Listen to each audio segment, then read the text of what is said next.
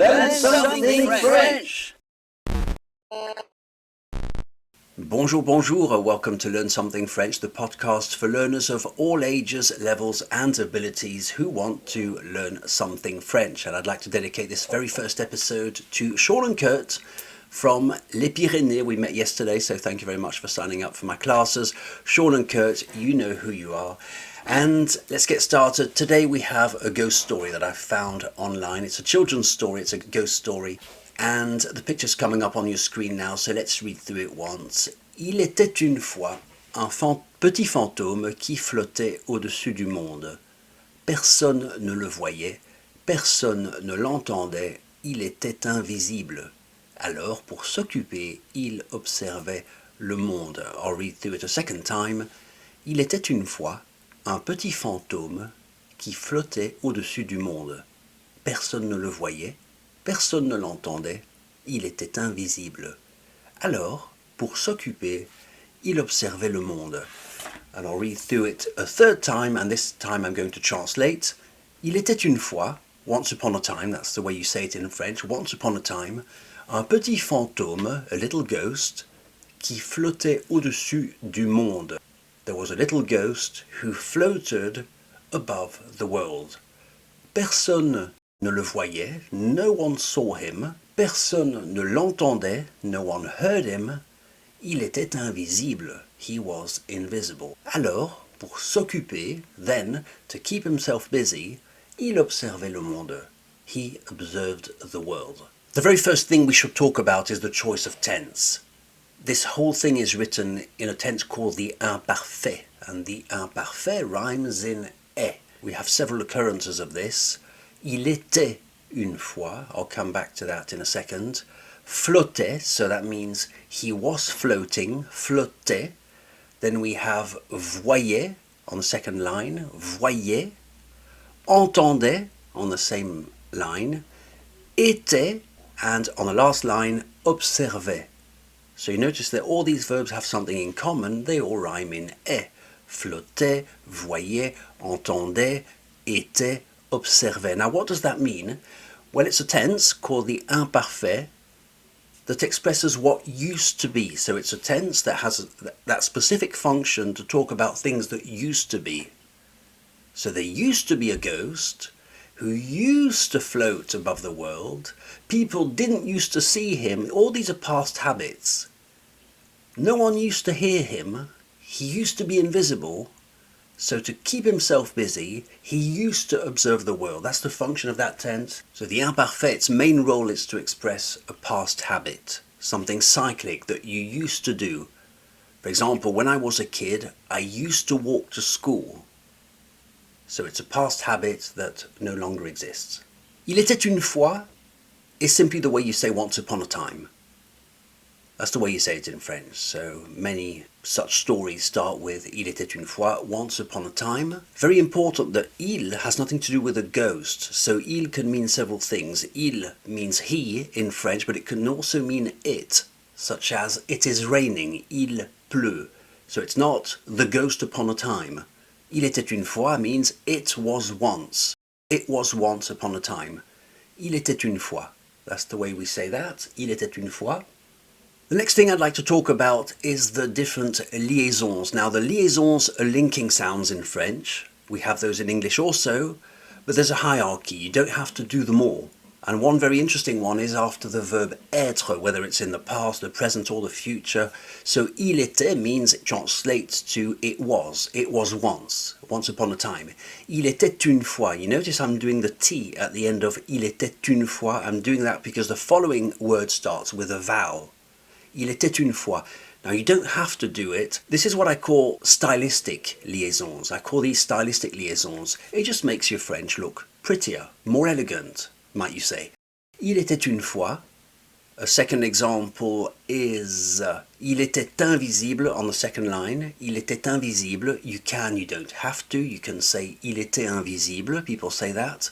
Il était invisible if you want to make your French sound more elegant. After that, I'd like to talk about the sentence on the second line, personne ne le voyait. That means no one saw him, no one used to see him. And you notice that we're not using pas You can't say personne ne le voyait pas, otherwise it would simply be a double negation. You can't say personne ne le voyait pas because it would translate to no one didn't see him or something. So no one, personne means no one saw him, and we're still keeping the ne. You can't say personne le voyait. Now you might hear this in everyday life in countries where French is spoken as a native language. You'll often hear that the ne is erased completely when people speak. It's colloquial French, you might call it. Personne le voyait, but officially you're not supposed to do that. So personne ne le voyait, but what we certainly don't do is include the pas. Personne ne le voyait pas. You absolutely never say that. Personne ne le voyait. Personne ne l'entendait. Second example. Personne ne l'entendait. No one saw him. Il était invisible. Alors pour s'occuper, I'd like to speak about the word pour. Alors means then, so, to keep busy. Alors, it expresses a consequence. Alors, so, pour s'occuper. The word pour, the preposition pour, is an interesting one. It has two meanings. Pour is for the purpose of. So for the purpose of keeping busy, he observed the world. If I said I'm going to town to buy some shoes, I would say pour acheter. Pour acheter des chaussures, for example. So pour is followed by a verb, an infinitive, pour acheter, pour regarder, for the purpose of looking. In this case, it's pour s'occuper, for the purpose of staying busy. But pour can also mean for, and prepositions translate very badly from one language to another. Within one language they already mean close to nothing, but certainly from one language to the next they're very chaotic to translate. So it's hard to sometimes pinpoint one unique definition, one unique translation for a preposition. It's just that type of word. So for the purpose of keeping busy, pour s'occuper, il observait le monde. He used to observe the world. On the second line, personne ne l'entendait, the L apostrophe, we have two cases of this. There's the L apostrophe, personne ne l'entendait, and before that, personne ne le voyait. L'entendait, what this really means is le. Officially there is a le, but because we would risk having a conflict of vowels, you can't say personne ne le entendait. When there is such a conflict of vowels where one of the two E's, the letter E, disappears, and that's the reason for the L apostrophe, personne ne l'entendait. Personne ne le voyait, personne ne l'entendait. Le and L apostrophe symbolize the ghost, and these are pronouns, so no one saw him, and no one heard him. Personne ne le voyait, personne ne l'entendait. And pronouns, as you notice, move in French. They go in front of the verb. You can't say personne ne voyait le. You can't say, as in English, no one saw him. You have to say no one him saw, and no one him heard. The recipient of the action goes in front of the verb. On the very last line, s'occuper is a reflexive verb, so that means that the simple definition, simple explanation is that the person doing the action and receiving the action are the same. It's like a mirror action. I'm scratching my own beard. So I'm doing the action and I'm receiving the action. Pour s'occuper, so S apostrophe actually means se, S-E, se is himself, so to occupy himself. But because we risk having a conflict of vowels with the O of occuper, you can't write se occuper.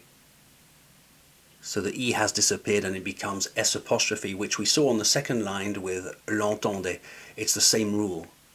Se occuper, the E has disappeared. So pour s'occuper, to himself busy, that's what it really means.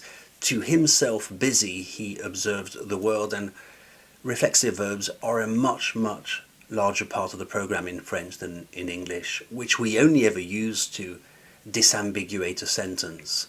In English, we rather have reflexive pronouns. We don't exactly have reflexive verbs. For example, if you say, I'm going to rest, well, we assume that it's yourself that you're going to rest. You don't have to say, I'm going to rest myself. In French, you do. So, je vais me reposer, for example. Next, I'd like to talk about the word le monde. There's two occurrences of this. Au-dessus du monde. What it really means is au-dessus de, above of, au-dessus de plus le monde.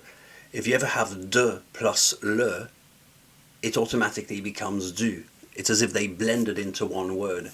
So you can absolutely never say de le monde, au-dessus de le monde. De le automatically becomes du, au-dessus du monde. And le monde can sometimes mean the crowd of people. If you ever say il y a du monde, it means there's a lot of people, there's a crowd of people, it's very crowded. Il y a du monde. But in this case it actually means the world, as in the planet. And on the last line we also have il observait le monde, he used to observe the world, like the whole world.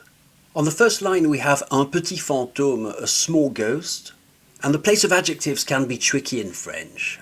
If you ever consult a grammar book, it's quite vague, the official explanation is quite vague. They describe these adjectives such as petit, grand, small, big, old, young, as short adjectives and frequent adjectives. So short and frequent, they go in front of the noun, and all the others go after the noun, or they can even switch places. It can be a bit troublesome. I think there's a list of 10 frequent adjectives that always go in front of the noun. So if it was a petit fantôme, a small ghost, un grand fantôme, a big ghost, un gros fantôme, a fat ghost, un gentil fantôme, a kind ghost, un joli fantôme, a pretty ghost, un méchant, a naughty, evil ghost. But then again you have many adjectives that switch and can go in front or after the noun. Just a question of habit, really. I've never known it to be a problem. People usually pick up on it soon enough. I briefly mentioned au-dessus de, au-dessus du monde, that means on top of. If it had been underneath the world, it would have been en dessous de, en dessous du monde. Au-dessus de means above, and en dessous means below. And you always have to say au-dessus de, above of, and below of. Let's say a few more words about the pronunciation of certain words here, because I spot certain words that are often problematic for speakers of English. Notably the un, on, sounds, the nasal vowels. For example, the word monde, O-N, monde. What we don't want to do is also do the sound n.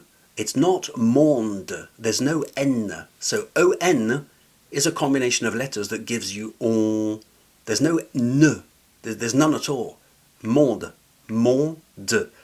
You go from on to the letter D. There's no N in between. Monde. Similarly, on line 2 we have entendez. That means to hear. No one used to hear him. There's absolutely no letter N in this word. En, eh. En, eh. There's only 3 sounds.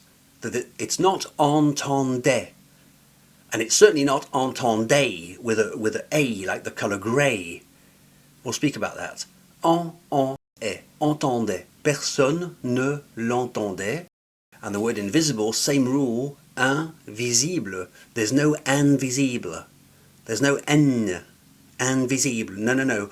Invisible. Invisible. In all these nasal sounds, there's never the letter N. And on the topic of the sound E, especially at the end of words, it's a very frequent English-speaking habit to say A, like the colour grey. So for example, il était une fois. Il était. We're not stretching towards an A. Il était, you stop there. Il était, it's a clean cut. Il était une fois un petit fantôme. And also there's no N on un petit fantôme. We don't want to say un petit fantôme. There's no N. Un. That's the sound. Un petit fantôme. Now of course, if it had been a vowel, we would have linked with the N, but that's a different rule. Un petit fantôme, there's no N. So il flottait, he used to float, it's not il flottait. Il flottait, not il flottait. Personne ne le voyait, no one used to see him, it's not personne ne le voyait. No, personne ne le voyait, clean cut. Personne ne l'entendait, personne ne l'entendait, clean cut. Il était invisible, he was invisible. And on the last line, il observait, it's not il observait, le monde. One very last thing I'd like to explain is the word qui. The rule is very different in English. It's the same type of word, these are called relative pronouns, but in English you have much more the differences between animate and inanimate. So for example, you can't say there is a car who is in the street because we consider that a car is inanimate. Une voiture qui est dans la rue, a car who is in the street. Even if this word is officially the same type of word, these are relative pronouns, the rule is completely different. You can't say there is a lamp who is on my desk. You have to say there's a lamp which is on my desk or a lamp that is on my desk because a lamp is inanimate.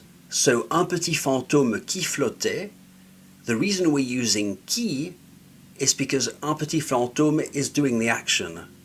So the little ghost was floating, he's the head of the action. Le petit fantôme qui flottait. If it had been a little ghost that I used to see, un petit fantôme que je voyais, you notice now that we're using que. A little ghost that I used to see. Un petit fantôme que je voyais. We're using que because the fantôme isn't doing the action. It's being seen by me. So it has nothing to do with animate or inanimate. Un petit fantôme qui flottait means a little ghost who used to float. And this concludes the very first episode of Learn Something French. I hope it was useful. Ask me questions in the comments. I'll answer them personally. My name's Chris from We Communicate. Thank you very much for watching.